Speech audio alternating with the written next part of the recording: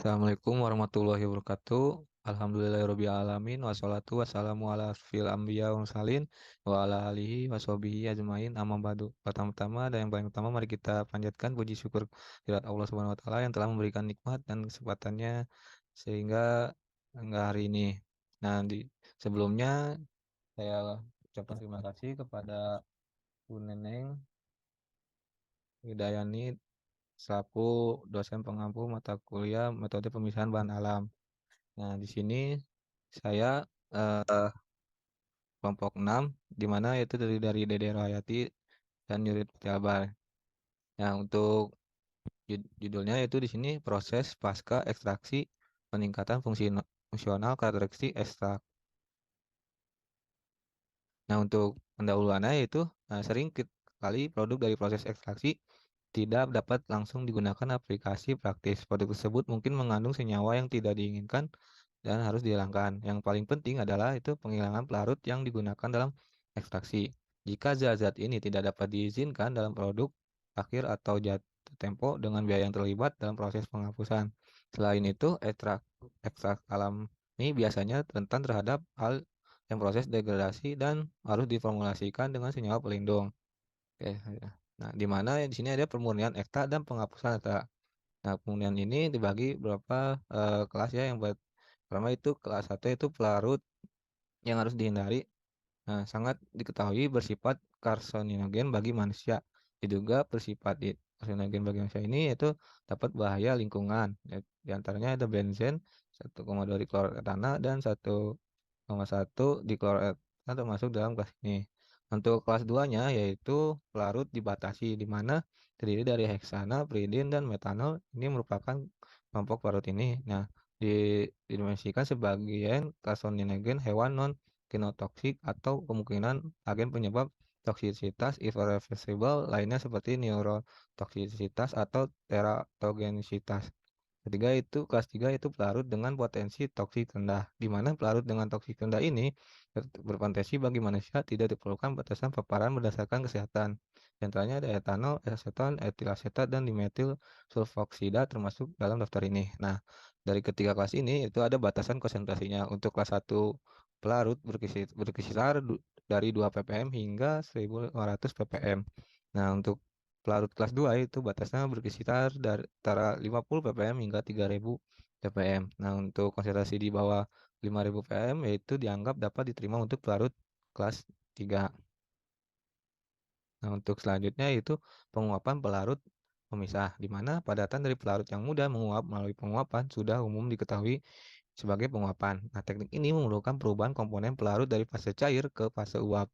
Oleh karena itu, tekanan menurun dan atau kenaikan suhu dapat digunakan untuk mencapai efek ini. Nah, aplikasi umum penguapan ditemukan dalam produksi partikel akhir yang cukup tinggi, produk bernilai tambah seperti vitamin dan obat-obatan. Lalu pada pengeringan beku yaitu memerlukan langkah awal di mana suhu bahan akan diukur, zat larut dan pelarut, direduksi hingga membeku, lalu diikuti dengan sublimasi. Langkah dilakukan melalui ruang hampa yang sangat tinggi yang terkadang disertai dengan pemanasan. Akibatnya menjadi kaku struktur oleh berfungsi sebagai perisai terhadap kemungkinan kerusakan pada produk asli pengiringan. Pengiriman beku diterapkan secara luas setiap kali suatu zat termolabil minat. Ini merupakan bagian dari proses ekstraksi beberapa produk misalnya antioksidan, jaringan, hormon, dan makanan antara lainnya. Nah, untuk selanjutnya itu di mana ada osmosis ya, di mana osmosis balik ini aliran bersih pelarut terjadi dari larutan pekat larut ke larutan yang lebih encer melalui membran semipermeabel. Tekanan diterapkan pada sisi larutan pekat agar melebihi tekanan osmotik dan sebagai hasilnya terjadi perpindahan pelarut melalui membran dari larutan pekat ke sisi encer. Teknik ini banyak diterapkan dalam industri makanan dalam proses seperti jus konsentrasi dalam industri farmasi digunakan untuk memulihkan bahan aktif senyawa selama pengolahan hilir. Nah, bisa dilihat ya di mana situ ada eh, alat-alatnya ada oven, vacuum pump dan refrigeration system. Nah, untuk yang bawahnya itu terdapat terjadinya tukarannya semi perishable dan lainnya. Nah, untuk selanjutnya itu ada pengurangan ukuran partikel, di mana langkah utama pasca ekstraksi ialah produksi partikel ukuran dan morfologi tertentu, baik dengan pengurangan ukuran partikel atau dengan pengendapan. Fermentasi atau secara umum atau kristalisasi jika produk kristal adalah targetnya, maka komponen-komponen yang terdapat dalam ekstrak tersebut. Tujuan dasar dari langkah ini ialah untuk mengurangi kebutuhan volume penyimpanan dan untuk memfasilitasi dosis produk, meningkatkan bioavailabilitasnya, yaitu fraksi senyawa aktif yang ada diserap secara efektif oleh tubuh manusia.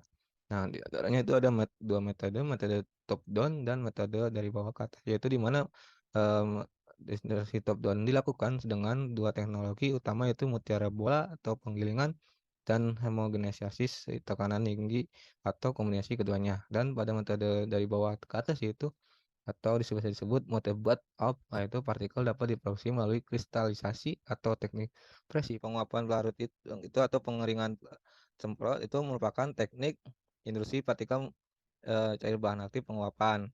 Nah, oke, untuk selanjutnya akan dipresentasikan oleh teman saya.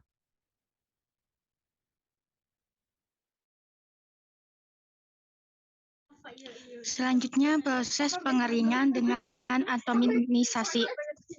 Salah satu metode tersebut disebut atomisasi. Fast boiling. Teknik ini terdiri dari melarutkan gas dalam larutan untuk diatomisasi pada tekanan tinggi, biasanya lebih dari 10 MPa. Solusi ini kemudian dikurangi tekanannya. Hal ini menyebabkan pelepasan gas terlarut secara tiba-tiba dalam bentuk gelembung. Gelembung-gelembung kecil yang berkontribusi terhadap meningkatnya atomisasi larutan. Lalu ada proses mikronisasi dengan cairan superkritis. Mekanisme proses pengendapan dan kristalisasi bersifat superkritis cairan dan khususnya karbon dioksida superkritis SCCO2 pada dasarnya sama seperti pada konvensional, pengurangan kekuatan pelarut oleh perubahan kondisi pengoperasian, tekanan dan suhu, bukan hanya suhu seperti pada kristalisasi pendingin.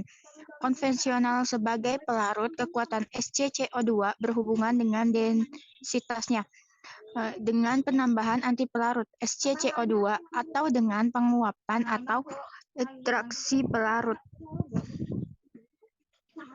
Next. Selanjutnya formulation. Ada pre-record ada sifat ekstrak alami aktif dapat ditingkatkan dengan formulasi dengan tambahan pembawa atau koaktif yang sesuai. Ada banyak motivasi untuk formulasi zat, tergantung pada bidang penerapannya. Hal ini seringkali mengarah pada 3 tujuan utama: perlindungan terhadap kelompok aktif senyawa, peningkatan dosis dan bioavailabilitas, dan fungsi nasionalisasi. Dalam aplikasi farmasi saat ini, perkembangan mikro atau nano pembawa partikulat telah menjadi sumber yang kaya untuk inovasi dan kreasi produk Bruesen.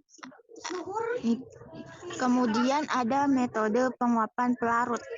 Salah satu teknik yang paling banyak digunakan yaitu ini metode penguapan pelarut. Nah, untuk menghasilkan mikrokapsul dan mikrokomposit senyawa farmasi, khususnya menggunakan asam polilaktat atau asam glikolat poliaktif sebagai pembawa bahan. Dasar prosesnya sederhana. Pertama, polimer dilarutkan dalam pelarut yang tidak dapat bercampur dengan air, dan senyawa aktif terlarut atau terdispersi ke dalam solusi ini. Kemudian larutan tersebut diemulsi membawa minyak dalam air atau emulsi menggunakan surfaktan dan kegiatan dispersi yang sesuai, pengadukan, homogenisasi, USG, dan lain-lain. Next. Nah, selanjutnya teknik pengeringan semprot. Proses komersial yang paling banyak digunakan untuk formulasi dan khususnya untuk enkapsulasi rasa dan wewangian senyawa untuk industri industri makanan seperti pada metode penguapan pelarutan emulsi dapat diumpankan ke proses alih-alih larutan cair homogen untuk memberikan template awal untuk produk akhir. Selanjutnya ada teknik emulsi tekanan tinggi. Metode template emulsi ini adalah dasar dari banyak teknik kompresipitasi dan enkapsulasi. Namun teknik penguapan pelarut atau pengeringan seperti ini dibatasi oleh kinetika lambat penghilangan pelarut organik dari emulsi karena kinetika yang tidak menguntungkan. Beberapa hasilnya tidak diinginkan dapat diperoleh. Kemudian ada proses fluida superkritis. Fluida superkritis ini dapat digunakan untuk memformulasikan senyawa aktif dengan berbagai macam bahan alami atau biokompatibel bahan pembawa seperti halnya pengendapan aktif murni senyawa. Upaya penelitian intensif dalam bidang ini belum diimbangi oleh implementasi komersial yang masih terbatas.